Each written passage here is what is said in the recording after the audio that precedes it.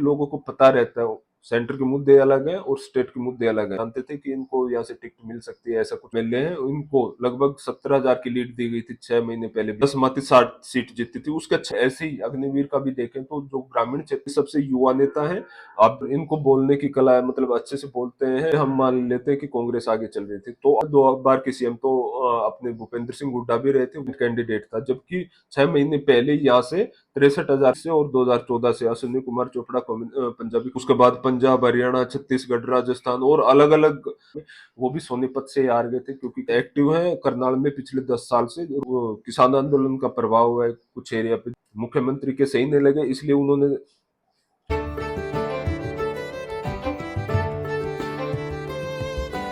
Border news देखने वाले सारे दर्शकों ने राम राम और नमस्ते।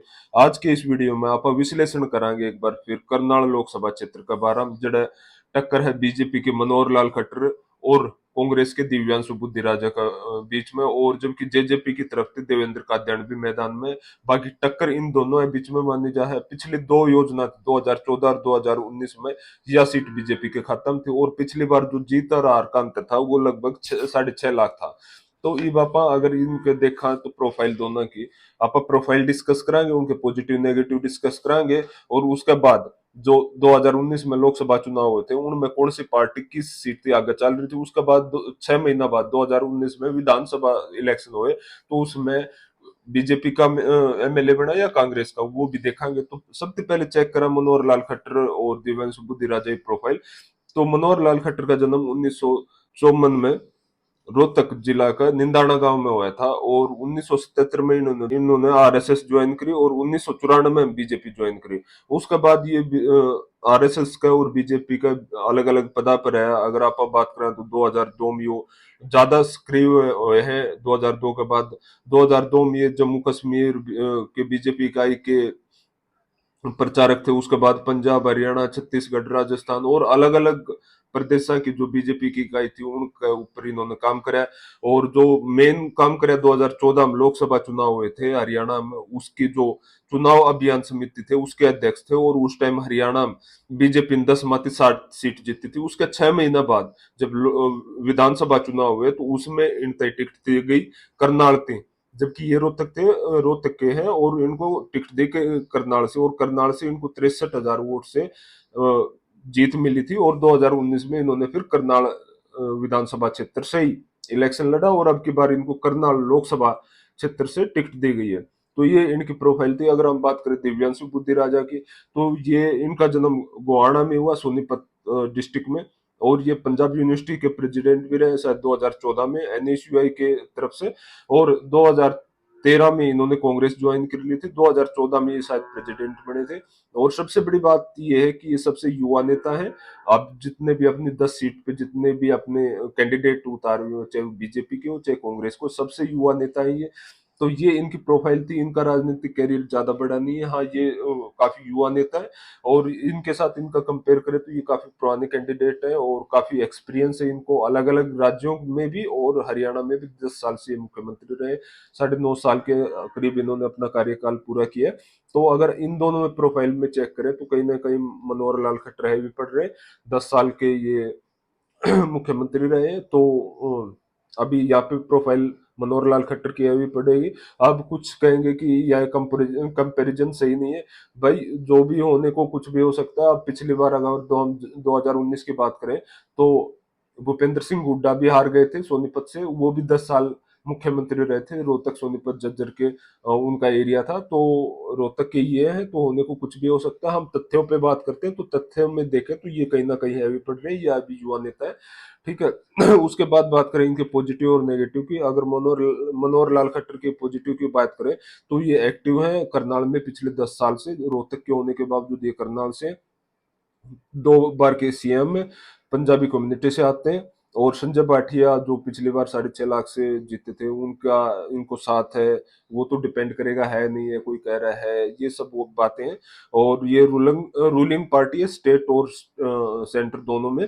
और मोदी फैक्टर, अभी मोदी, राजनाथ और अमित शाह ने भी काफी रैलियां की हैं पूरे हरियाणा में पिछले 2-3 दिन से, तो उसका भी काफी फर्क पड़ेगा। और 2 बार के सीएम में 2 बार के सीएम तो अपने भूपेंद्र सिंह हुड्डा भी रहे थे, वो भी हार गए थे। तो हारने को कुछ भी हो सकता है, तथ्यों पर बात कर रहे हैं हम यहाँ पे। अगर मेरे से कोई तथ्य छूटता है, कोई फैक्ट छूट रहा है, तो आप उसको कमेंट बॉक्स में बताएं, और कोई गलत है तो उसको बताएं ये गलत है, ये सही है। और अभी हम विश्लेषण कर रहे हैं सिर्फ कि पॉजिटिव क्या है, नेगेटिव क्या है, जीतने की संभावना क्या है, उनमें आप कमेंट बॉक्स में बता सकते हैं। अगर दिव्यांशी बुद्धि राजा की बात करें तो सबसे युवा नेता है, जो युवा पीढ़ी है उनके बीच काफी पॉपुलर है ये।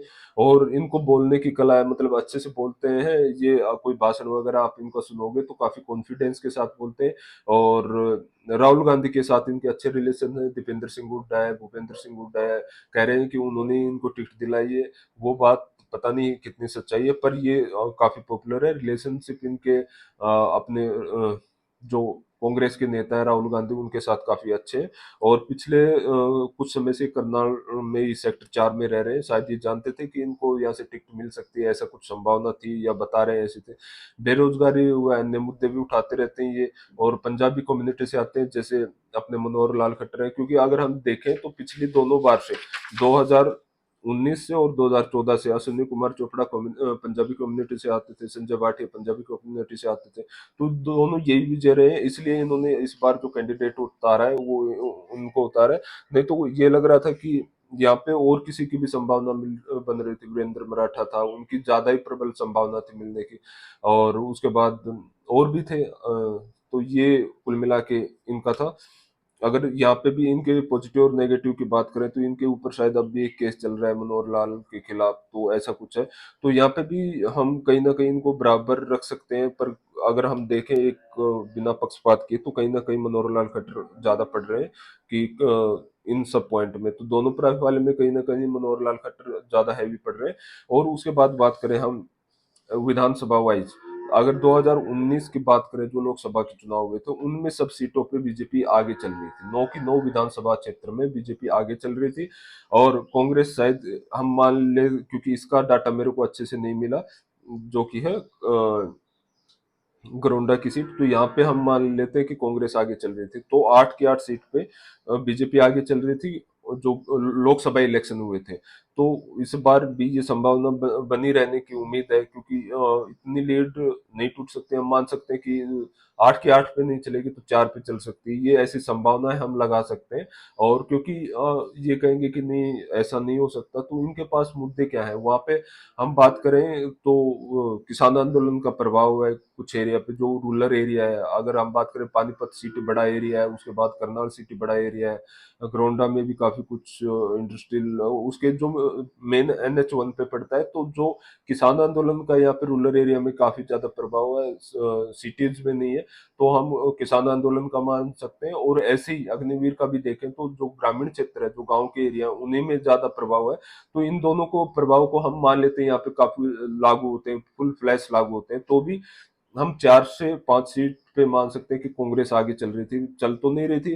अब मान लेते हैं कि 4 सीट पे या 5 सीट पे कांग्रेस आगे चल रही है, 5 पे बीजेपी चल रही है। तो 4-4 करके एक न्यूट्रल कर देते हैं, तो भी बराबर का टक्कर है। अगर उसके जो 2019 में चुनाव हुए थे, उसके बाद 2019 में 6 महीने बाद विधानसभा चुनाव हुए थे, उनमें देखे तो नीलोखेड़ी से इंडिपेंडेंट कैंडिडेट था, जबकि 6 महीने पहले यहाँ से 63,000 से बीजेपी आगे चल रही थी। और उसके बाद देखें तो फिर एक असंध से कांग्रेस का MLA है, और यहाँ से 6 महीने पहले बीजेपी को लीड दी थी 56,000 की। और उसके बाद बात करें इसराना, इसराना से भी कांग्रेस का MLA है, जिनको लीड दी गई थी बीजेपी को 6 महीने पहले 51,000 की। और समालखा से बात करें तो कांग्रेस के MLA हैं, उनको लगभग 17,000 की लीड दी गई थी 6 महीने पहले बीजेपी को। तो आप हम इस बात से अंदाजा लगा सकते हैं, देख सकते हैं, ये हमारी आंखों के सामने है कि सेंटर के इलेक्शन होते हैं, लोकसभा चुनाव होते हैं, लोगों को पता है लोकसभा चुनाव है, उस टाइम वो किसको वोट कर रहे हैं, प्रधानमंत्री को वोट कर रहे हैं, बीजेपी को वोट कर रहे हैं, बीजेपी की तरफ से मोदी प्रधानमंत्री है। अगर वो कांग्रेस को वोट कर रहे हैं तो अभी तो कुछ फाइनल नहीं हुआ है कि कौन बनेगा। कोई कहते हैं कि मल्लिकार्जुन खड़गड़े बनेंगे, कोई कह रहा है कि राहुल गांधी बनेंगे। तो इनकी तरफ से, कांग्रेस की तरफ से अभी कोई प्रधानमंत्री क्लियर नहीं है। तो मैं कहना ये चाहता हूँ कि लोगों को पता रहता है सेंटर के मुद्दे अलग है और स्टेट के मुद्दे अलग है। इसलिए उन्होंने जैसे ही स्टेट के इलेक्शन हुए तो उन्होंने बिल्कुल दिखा दिया कि नहीं, सही नहीं है, आपने जो काम किए थे एक टर्म में 2014 से 2019, वो मुख्यमंत्री के सही नहीं लगे, इसलिए उन्होंने 9 में से 3 सीट तो कांग्रेस को दे दी, एक इंडिपेंडेंट को। और बाकी अगर हम 6 महीने पहले की देखें तो बीजेपी काफी आगे चल रही थी। अगर अब भी बात करें तो यहाँ पे 5 बीजेपी के एमएलए और 3 कांग्रेस के, एक इंडिपेंडेंट, तो यहाँ पे इनका फायदा कुछ ना कुछ मिलेगा। तो इस हिसाब से बीजेपी भी कहीं ना कहीं यहाँ लीड कर रही है। अगर हम तीनों पॉइंट की बात करें तो बीजेपी कहीं ना कहीं लीड कर रही है। दूसरी जो चीज निकल के आ रही है कि यहाँ पे जो दिव्यांशु बुद्धिराजा के साथ है वो सिर्फ हुड्डा गुट, क्योंकि ऐसे खबरें हैं मीडिया में कि हरियाणा में कांग्रेस में 2 गुट बने हुए हैं, एसआर के जो, और दूसरी तरफ हुड्डा गुट, तो सिर्फ हुड्डा का ही यहाँ पे है। अभी देखते हैं अगर राहुल गांधी यहाँ पे रैली करते हैं तो उसका कितना क्या प्रभाव रहता है, वो सब चेक करेंगे। फिलहाल के लिए हम देखें तो ये कहीं ना कहीं तीनों एक दो तीन, जो तीन हमने पैरामीटर लिए हैं उनमें कहीं ना कहीं बीजेपी आगे चल रही है और बीजेपी की जीतने की संभावना है अभी तो। और हो सकता है कि हार भी जाए, क्योंकि सीएम भूपेंद्र सिंह हुड्डा भी 2 बार के सीएम रहे थे हरियाणा में। वो भी सोनीपत से हार गए थे, क्योंकि कहते रोहतक सोनीपत झज्जर उन्हीं का एरिया था, तो वो सोनीपत से हार गए थे। तो हारने को तो ये भी हार सकते हैं, ऐसा कुछ नहीं है। अगर हम बात करें तो राहुल गांधी भी अपनी सीट से हार गए थे स्मृति ईरानी से, जो कि एक नई खिलाड़ी थी, ज्यादा अनुभव नहीं था उनको राजनीति का, फिर भी वो हार गई थी, उनकी पारिवारिक सीट थी। तो होने को उल्ट फेर कुछ भी हो सकता है, लास्ट 10 घंटे में 5 घंटे में कुछ ऐसी संभावना हो जाए कि हार जाए। पर अभी के लिए ये सीट एक तरह से हम सेफ मान रहे हैं कि बीजेपी के लिए। और आपका क्या मानना है? अगर मेरे से कोई फैक्ट छुटा है तो आप वो कृपया बताएं। और उसके अलावा आप भी कोई जानकारी देना चाहते हैं तो वो बताएं। और आपका क्या मानना है कि कौन इस सीट से जीत सकता है, वो बताएं। और इसके अलावा आप कोई सुझाव देना चाहते हैं तो वो सुझाव हमें दें, हम लागू करने की कोशिश करेंगे। और यहाँ तक हमारे साथ वीडियो में बने रहने के लिए धन्यवाद। Thank you.